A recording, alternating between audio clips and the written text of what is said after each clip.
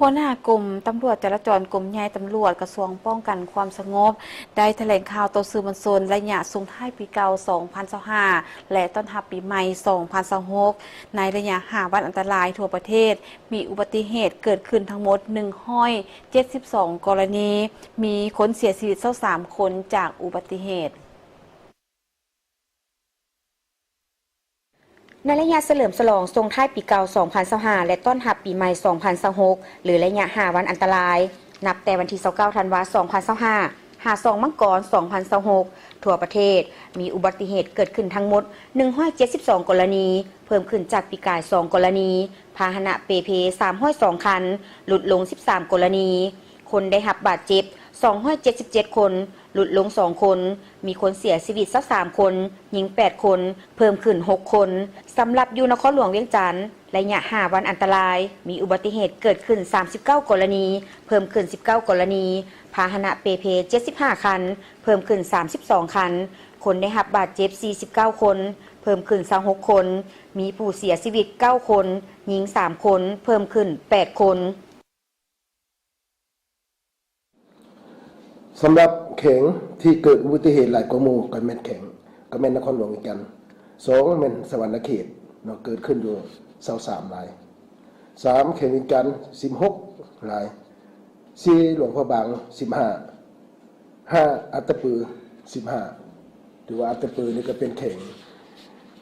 คนเมืองบ่หลายเนาะแต่ว่าในนี้ก็เห็นว่าเกิดอุบัติเหตุจำนวนหลายอยู่แข่งที่มีคนเสียชีวิตหลายก็คือได้หับโหนเอากันเป็นนครหลวงเนาะมีเก้าคน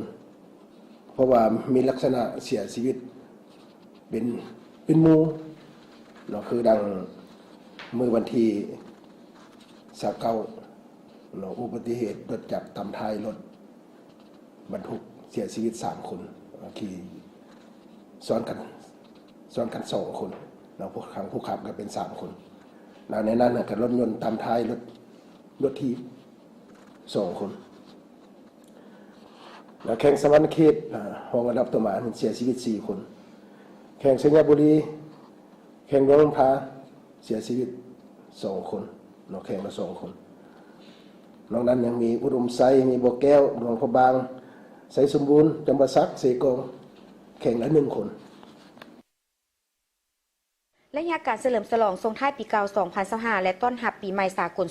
2026 คณะภาคคณะกรมตำรวจจราจรสมทบกับกรมขนส่งกระทรวงโยธาธิการและขนส่งได้เอาใจใส่ลงติดตามกฎกาและสุกยูเจ้าหน้าที่ตำรวจจราจรที่ลงปฏิบัติหน้าที่อยู่แต่ละจุดกฎกานอกนี้เจ้าหน้าที่ตำรวจจราจรยังมีการโฆษณาเผยแพร่ปลุกจิตสำนึกให้เคารพกฎระเบียบจราจรในขอบเขตทั่วประเทศโดยได้ลงโฆษณาอยู่โรงเรียนสำนักงานองค์การตาม3แยก4แยกและเส้นทางที่สำคัญมีการติดป้ายโฆษณาปลุกจิตสำนึกตามเส้นทางและสถานที่สำคัญต่างๆโดยความรับผิดชอบสูงผ่านการจัดตั้งปฏิบัติเวียกงานตัวจริงพบเห็นผู้ละเมิดกฎระเบียบจราจรในทั่วประเทศทั้งหมด 1,177 คนได้ศึกษาอบรม816 คนกรณีละเมิดหลายกว่าหมู่แม่นบ่มีใบอนุญาตขับขี่209กรณีบ่ใส่หมวกกันกระทบ191กรณีบ่มีใบกวดกาเทคนิค119กรณีดื่มสิ่งมึนเมาแล้วขับขี่20กรณีและกรณีอื่นๆ639กรณีเส้นทางที่เกิดอุบัติเหตุในขอบเขตเส้นทางเกิดอุบัติเหตุมันขอบเขตอยู่ในเทศบาลเกิดจำนวนหลายมี113รายก็มีผู้เสียชีวิต18คนนอกเทศบาล19รายเสียชีวิต5คนอันนั้นมันถือว่าขอบเขตเส้นทางที่มันเกิดอุบัติเหตุเส้นทางอยู่ในนี้มีอยู่เส้นทาง13เหนือ5รายเส้นทาง13ใต้6รายแล้วก็เส้นทางหลวงของแข็ง46รายเส้นทางของเมือง29รายสาเหตุที่พาให้เกิดอุบัติเหตุยังแม่นลักษณะคือเก่าโดยเฉพาะแม่นปัญหาความไวการนำใช้ความไวเกินใน59กรณีหรือว่าหลายเสียชีวิต11คนดื่มสิ่งมึนเมา32กรณีเสียชีวิต5คน บ่ปล่อยสิทธิ์33กรณีเนาะเสียชีวิต4คนอันนี้มันสาเหตุที่ว่าพาให้เกิดอุบัติเหตุกรณีพาหนะร่วมเกิดอุบัติเหตุนี้รถจักรตำรถยนต์ใน49รายเนาะมีผู้เสียชีวิต4คนรถจักรตำรถจักรนี่43รายมีผู้เสียชีวิต4คนรถจักรล้มเองนี่มี10รายเสียชีวิต1เนาะรถจักรตำรถบรรทุกมี6รายเสียชีวิต3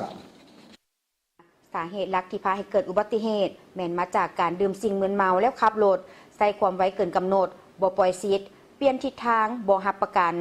สิ่งขึ้นหน้าบ่รับประกันสภาพเทคนิครถและอื่นๆเวลาเกิดอุบัติเหตุส่วนหลายเป็นตอนกลางเว้นและกรณีเกิดอุบัติเหตุส่วนหลายแม่นรถจักรตามรถใหญ่เฮ็ดให้เสียชีวิตเป็นอันดับหนึ่งห้องลงมาแม่นล้มเองและอื่นๆพร้อมนี้ทานยังได้เรียกร้องให้ทุกภาคส่วนการจัดตั้งภาครัฐและเอกชนจงเป็นเจ้าการศึกษาอบรมแนะนำให้เคารพกฎจราจรผู้ขับขี่จงมีสติในเวลาขับขี่พาหนะจงปฏิบัติกฎจราจรอย่างเข้มงวดลดพรการนำไส้ความไว้เกินกำหนดดื่มบ่ครับส่วนผู้ปกครองก็ช่วยแนะนำตักเตือนติดตามลูกหลานของตนเองในการขับขี่พาหนะเพราะปัจจุบันยังเห็นมีหลายนักเรียนขับขี่รถจักรบ่ใส่หมวกกันกระทบและแล่นรถไว้ในตัวเมือง